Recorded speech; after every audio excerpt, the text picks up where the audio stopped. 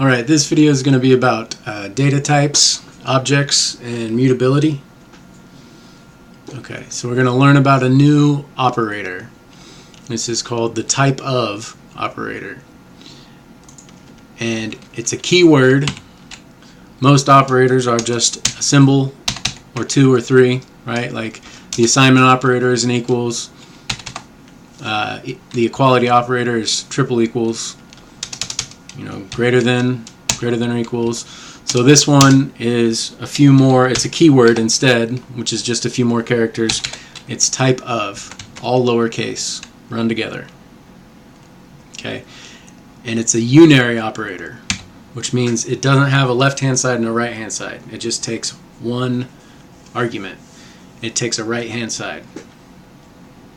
Okay, so it returns a string value denoting the type of the data you provide as an operand.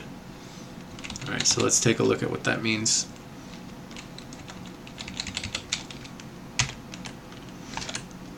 So let's start with some the primitive data types, and these data types are immutable, which means they are not mutable. And we'll go into what that means here in a second. But string data types, we've seen these before. It's anything in double quotes, single quotes, or backticks. We've got numbers that can be integers or negative decimals, integers, decimals, negatives, all that. Boolean is true and false. So those are the primary primitive values in JavaScript. I've got a file named objectsimmutability.js. So I'm going to run that with Node.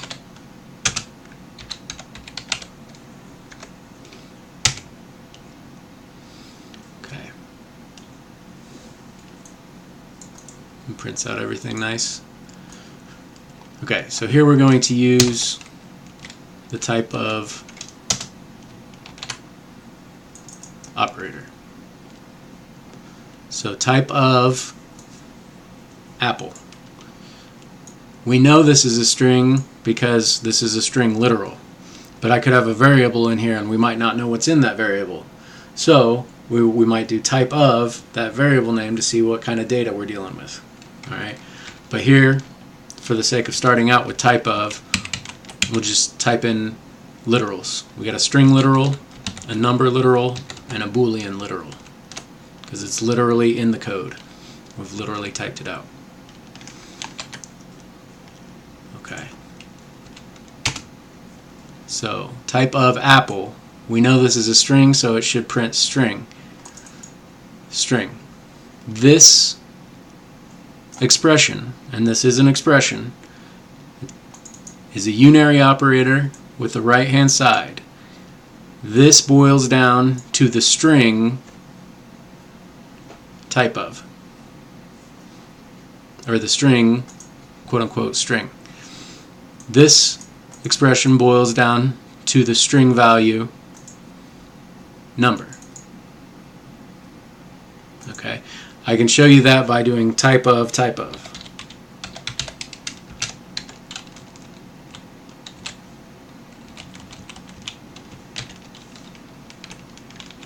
Let's do it underneath so we don't get confused here. Typeof 17. That's a number. And we take the type of that result.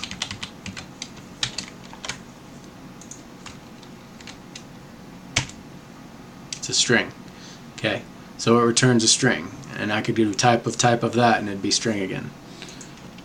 Okay, so Typeof returns a string value.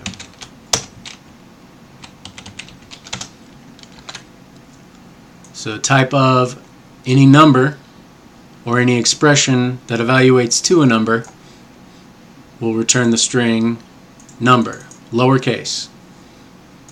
String is lowercase, and then the Boolean value as well. Typeof, here we have a literal true, but we could have a huge Boolean expression here if we wanted. It will evaluate that expression, come back with a Boolean value, and then the type of that Boolean value, this will return the string Boolean, lowercase. So that's helpful if you have a variable and you're not sure what data is inside of it, what data it's storing. Okay, let's look at this example and understand a little bit about how memory works. Okay, remember these are immutable data types. That means, immutable means they basically cannot change once they're in memory. You can only create new values. You can't change the values. Alright, so we have variable fruit1 is the string literal apple. We create a variable fruit2 and we set that equal to fruit1. This is an expression. JavaScript looks up this memory location, sees what data is stored there, and instead of using the same memory location, it creates a new memory location for fruit2 and copies the data over. So at this point there will be two versions of apple in memory. That's because it's immutable. You cannot change the string, so it just copies over a new one. Now they look the same and their values are the same, but they're not the same memory location. Okay. So this basically just reiterates what I said, but I'll go ahead and walk you through it again. So when the assignment operator is provided an expression that evaluates to a string. So up here we created var fruit1. The assignment operator is the equal sign. When it is handed an expression that evaluates to a string. So like in this case, this is a string literal, which definitely evaluates to a string. This is a variable that evaluates to a string. Okay. It creates a location in the computer's memory where the data can be stored. The variable fruit1 then initially points to that memory address, which holds the value apple. The variable fruit2 is then created, and the assignment operator receives the simple expression to be assigned, and that's fruit1. That's right here. The simple expression evaluates to the string value stored in memory. So the assignment operator for fruit2 creates a new location in memory to store the data apple. At this point there are two separate locations in memory that each hold the data apple. Okay, and so this visual should help you understand that. This is a chart. Over here on the left we have the variables. In the middle is a memory address. In the computer, memory is numbered. So every place where you can store a value has a numeric value on the computer. And because you can store so much information, these memory addresses in actuality would be way bigger. It'd be something more on the order of something like that. Okay, but I shortened it as an example. This OX in computers generally means that this number is hexadecimal. So if you type OX, then the following number is hexadecimal. Notice the A's and B's and F's and C's because there's 16 characters in hex. Okay, so this middle column is the memory address, and it's just a numbered location like the address on a house. Okay, and then in that memory location you can store a certain amount of data. So fruit1 actually just references this memory location. When you access fruit1 in an expression, JavaScript looks at this memory location to see what's there. Here we have apple. So it appears that apple is stored in fruit1, the variable name. Okay. When we do fruit2, var fruit2 equals, we're assigning a value to it. We pass the expression fruit1. It looks up the data and it results in a string. Notice their memory addresses are different. It is not the exact same memory address. Okay? Even though the two string values are the same, there are literally two different values stored in memory.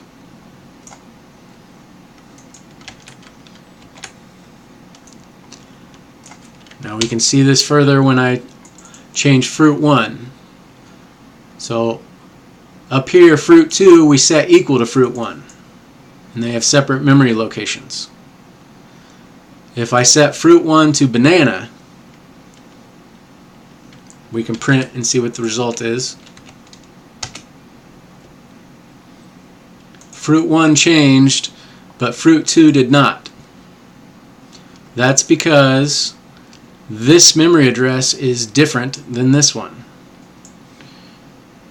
The assignment operator looks on the right-hand side and it receives a string.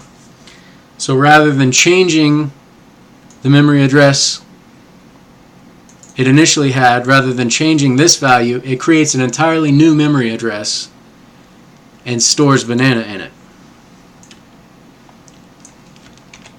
Okay, so let's look at this chart here. This describes it pretty well.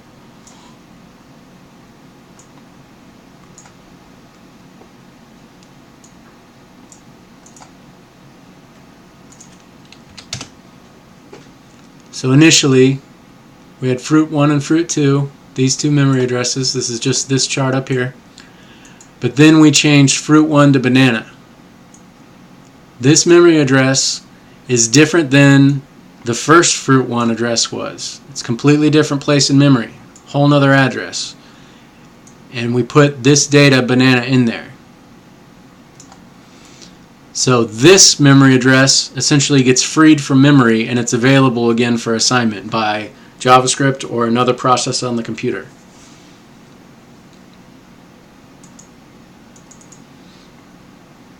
So the important takeaway here is, because we're using immutable data, these are the primitives, strings, numbers, and booleans. When you set one variable equal to another, when you have the assignment statement, it's always going to create a new memory location and duplicate the data.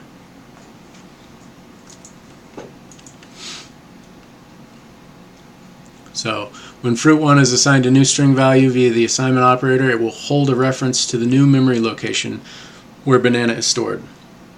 But that has no impact at all on the data stored in the memory location that fruit2 is pointing to. The variable fruit2 still points to a memory location where apple is stored.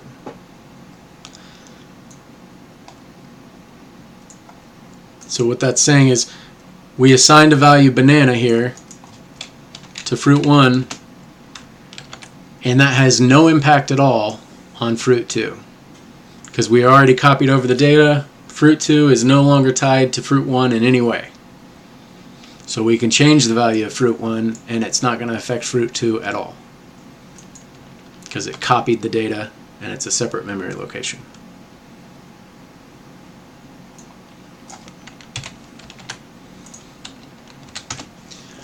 Okay, primitive data is considered immutable because you cannot change it once it's stored in memory. You can only create a new data item and store that new item in memory. Okay, so that was immutable. Now, if we look at the object data types, these are mutable. Okay, we've seen examples of these before. Object. This is an empty object, open and close curlies. This is an object with an ID property. That's the name of the piece of data, colon, and then the value. You separate the list of data items with commas. Here's a property name, colon, and a value. Okay, so that's an object with two properties in it. Okay, this is an array. Arrays use square brackets. This is an empty array. It has 0 elements.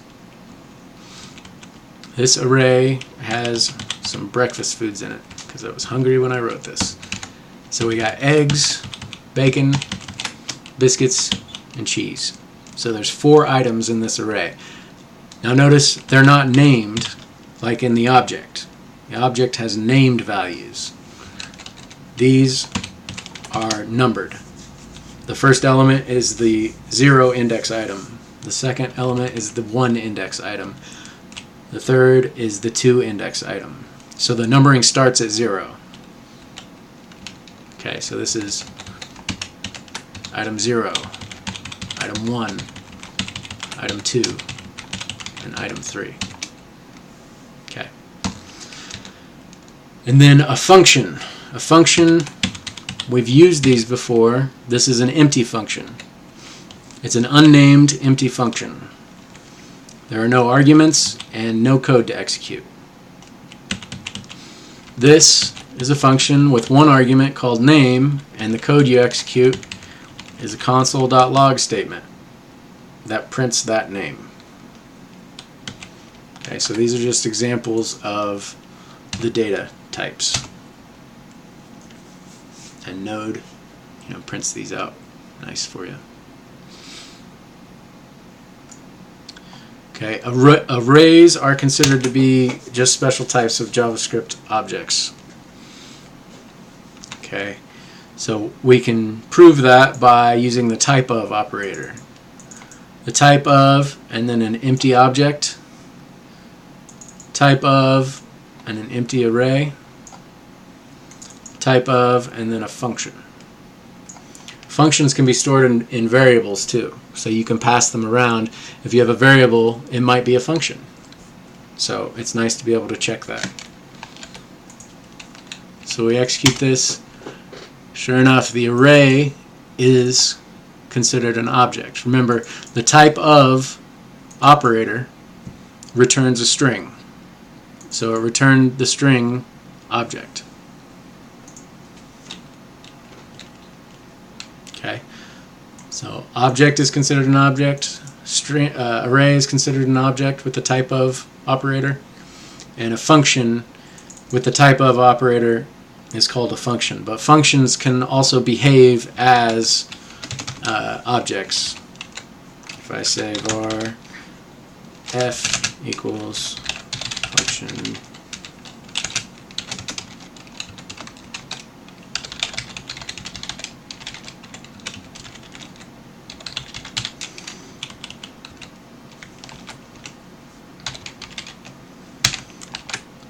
I'm calling f here, and it should log console.hello. So it should log just hello to the terminal. So there it is. But I can also add properties. So I can say f.a equals apple. f.b equals banana.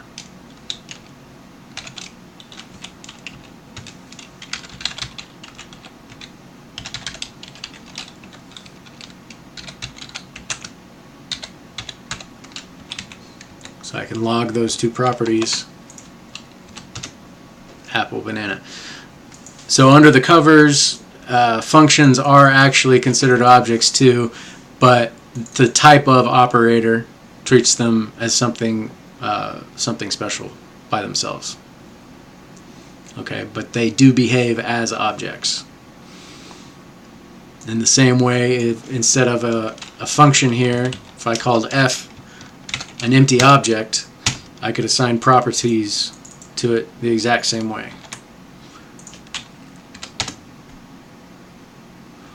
f.a equals apple, f.b equals banana. Prints out apple, banana. Okay, so it has a whole lot of similarities with the object.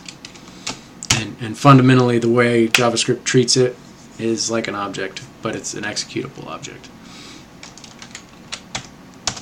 Okay, so the Typeof operator returns object for an object, and it returns object for an array, and returns function for a function. Okay, so let's take a look at this to get an idea about mutability, how it works. We have person 1. We create an object. The object has a name property, colon, and then the value Alice. Person 2, we're going to just set equal to person 1. So that's the assignment operator. And then person 3, we're going to set equal to an object literal again. It looks like the same object. It's the exact same information. Okay. So first, let's see what this looks like when we print it out. All 3 of them look exactly the same as far as when you print out the data they're holding. Okay. Now let's do equality comparisons. We're going to compare person 1 with person 2, then person 1 with person 3, then person 2 with person 3.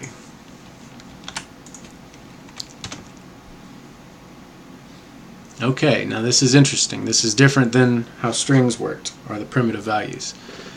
We set person 2 equal to person 1. Now with strings, that made a whole new memory location and it copied the data over. That's not the case with mutable objects. Instead, that memory location, both variables point to the same memory location, essentially. So equality with mutable objects means that they are the exact same object, not that they contain the same information. It means that they are literally the same object in memory. Okay, which can only happen with mutable objects. It can't happen with string values. So equality with string values, you're comparing the data stored there. Equality with mutable variables, or mutable data types, you're comparing the memory locations. Are they the exact same memory location? And if so, it's true. Okay, so person 1, the assignment operator, the equal sign, creates an object and puts it in memory. Okay, it's a little more complicated than that because it has to have a memory location for name too, but we'll just, for argument's sake, we'll say it creates the object and puts it in memory. Now person 2, we create that variable, we use the assignment operator, we pass it an expression, person 1. This looks up a value and says, hey, that's an object. That's a mutable thing. It's not a string. Strings are immutable. So it looks it up, it knows the type, and says, since that's mutable, person 2 is going to have the exact same memory location as person 1. So they're both going to point to the same exact point in memory. Person 3, however, we have the assignment operator, and this is a brand new object literal. Even though it looks the same, it's a brand new, the assignment operator creates this object and puts it in memory. It's separate from this object. So this would be the second time an object that looked like this appears in memory, because the data is not copied with mutable data types. Just the memory location is shared. Okay, so we see that person 1 equals person 2 because they have the exact same memory location. True. Person 1 does not equal person 3, even though they look alike. They look the same here. But they are 2 separate objects in memory. Person 2 looks like person 1 because it is the exact same one because of the way we assigned it. Person 2 equals person 1. It looks up person 1, says, hey, this is a mutable data type, so person 2 will hold that memory location, the same memory location as person 1. Okay, so here is a visual representation. So person 1, we assign it an object. The assignment operator creates a memory location and stores the object in there. Then we assign person 2 equal to person 1. It looks up person 1 and says, hey, this is a type of object. That's mutable. So I'm going to take that memory address And that's what person 2 is going to reference. These are exactly the same. Remember, with immutable,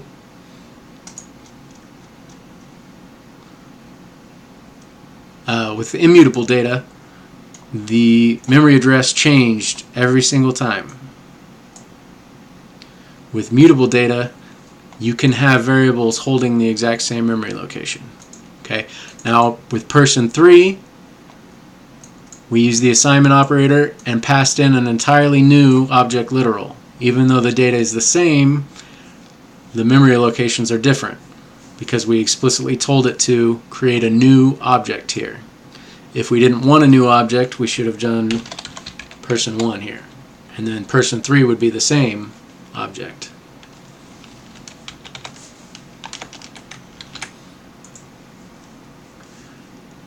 Okay. So again, this is the memory address. It's shared with person 2. And person 3 is a separate place in memory. Okay, now let's set person 2 equal to person 3. So we had previously set person 2 equal to person 1, and so they shared this memory location. This one was created first, and person 2 pointed at the same one.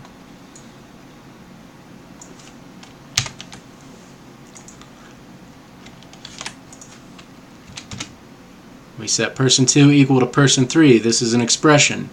JavaScript looks up this variable and it says, hey, this is an object. That data type is mutable. I need to pass on the exact memory location of this variable to this variable.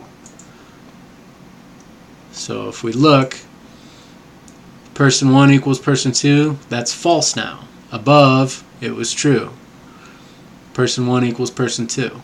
That was true. Person 2 is now the same object as person 3. So 1 and 2 is going to be false. 1 and 3 is false. 2 and 3 are the same object.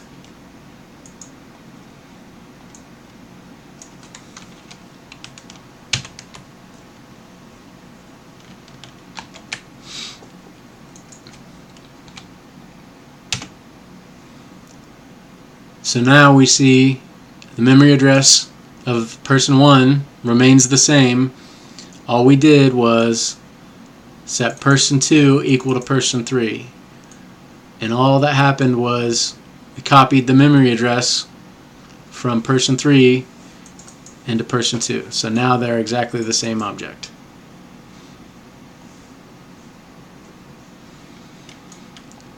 Okay. So these data types are considered mutable, meaning they can change once stored in memory. So this is the important bit here. Person 2 and person 3 are the same object. They're pointing to the exact same thing in memory. Alright. If we print them all out, they all still look the same. They all have name Alice. Now let's change person 3, person 3's name property. Okay, person3.name. We're going to assign that a value of Bob. So we're only changing person 3.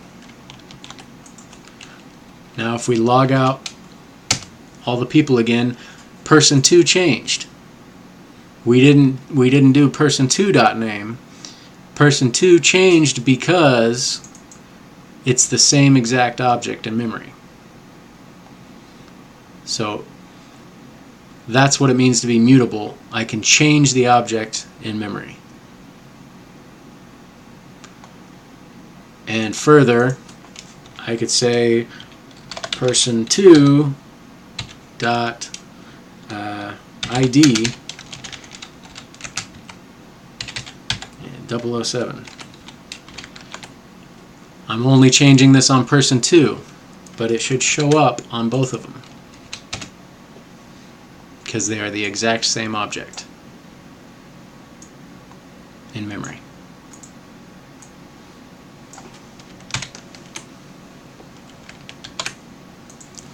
Okay, so that idea is a little bit complicated. That's why I kind of went slow there. The main thing to remember is Primitive data types are always copied in memory. They never share a memory location.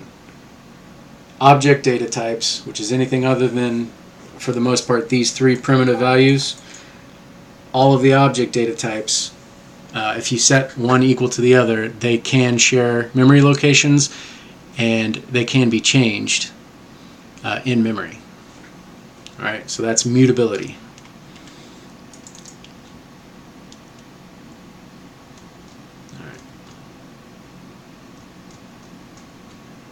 Okay, so that's all there is for data types, objects, and mutability.